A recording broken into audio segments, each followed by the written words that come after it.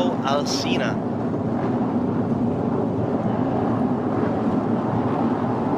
Behind them on row 4, Inamitsu Asian Talent Cup champion Pratama and Mitani as well, both champions. Pugliese makes up that. On row 5, Daniel Esteban Gonzalez, and on row 6, Poggio, Ligori and Bertolau. On row 7, Belfort, Singapore and Abruzzo. On row 8, Bayonne, Uchimi, Van Chait. Row 9, Moundsy, Nicholas and Farkas. And then on row 10, Brown, Monognane and Michielon. On row 11, Wojcicki and Agostinelli.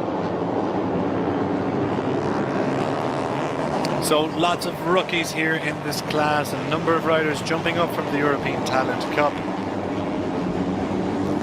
We've got a number of riders from all across the globe as well. International flavour to the 2025 Junior GP grid.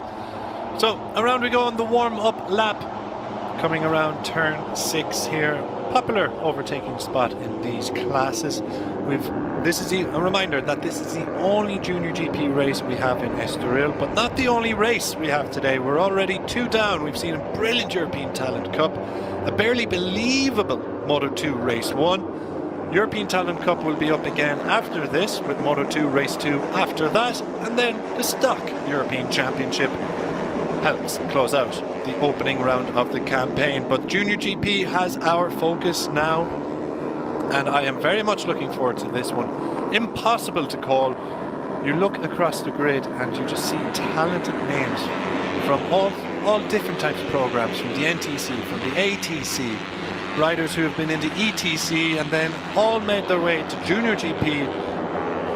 Ultimate goal, well, they want to win a Junior GP World Championship. Absolutely. They want to win a couple of races, but it's to get onto the World Championship stage, the Grand Prix stage, with the best of the best. We've seen last year's champions move up. We've seen Guido Pini, Alvaro Carpe move up, Angel Piqueras a couple of seasons ago, Jose Antonio Rueda, a former champion here.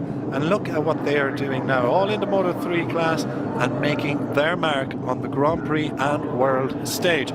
So we're only moments away from lights out here in Estoril. The last of the bikes pulling up to the grid spot as they stream across our commentary box. The red flag is out.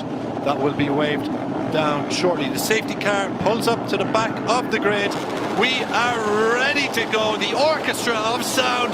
The Junior GP season is underway. Salmela gets a good launch, as does Uriarte. They are neck and neck going into the first corner. It looks like it's going to be Uriarte who has the advantage. Indeed it is. The number 54, Jesus Rios, shaking his way into second position. Salmela, the pole sitter, has been relegated into third by the first corner.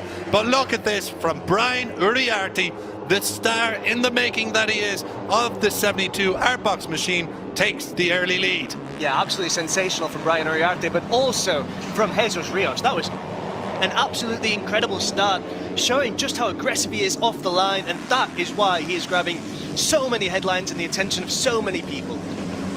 Brilliant stuff from Lights Out then, setting the tone for what's to come. We can only hope. Brian Uriarte is opening up a bit of a gap already. Salmela's having a little bit luck on the inside here at turn 6. He won't make the move on Jesus Rios. Hakim Danish though on the outside, hangs it on the outside of Salmela, but doesn't make it stick. So those trio are very tight together. Then you see the Irish tricolour of the number 67, Casey O'Gorman, looking to get his way onto the podium here.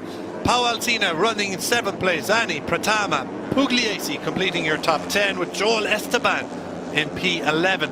It is, you could throw a blanket over 2nd to 10th position currently. Yeah, absolutely. That was an incredible move that we just saw there from Hakim Danish to move into P3, overtaking Rico Salmela, who's now dropped down to 4th from P1. So that is very, very interesting. And at the beginning, it looks like it's Brian Uriarte who is just pulling away for the time being, but in this Junior GP class, anything can happen. And Hakim Danish, oh, look at that from Casey O'Gorman, really taking advantage of that slipstream. Yeah, the perfect first lap then for Uriarte as the gaggle of riders behind, but O'Gorman clips Salmela going into turn 1, runs it wide, but thankfully for O'Gorman, he's still upright and still in this. But the Gagla rider is fighting behind Uriarte. Uriarte will not be concerned. He's trying to avoid all of this, and he's the perfect first lap here in Portugal for the young 72 art box rider. So Uriarte over Salmela, Danish currently running in third, Rios, Morelli, Pratama, Alcini, O'Gorman, Rammersdorfer still in the conversation. Yeah, very much in the conversation, but we have to point out as well that there's around 6/10 of a second in lap time between Brian Uriarte and Rico Salmela. So very interesting, and there's going to be a long lap penalty there, I think. Yeah, a couple of penalties from before, but Veda Pratama running inside the top 5 now. He's got a long lap penalty coming his way, as does Dodo Baggio, the Italian rider. But Dodo Baggio is currently a bit further, sitting outside the points in P18. So they have to serve long lap penalties coming into this race. They have been notified they can do it. They have 3 laps to carry out their punishment. But look at this from Uriarte. He is steaming off into the distance. We told you already that he had topped every session bar 1, which was qualifying in Estoril, and he is keen to right the wrongs of Saturday afternoon.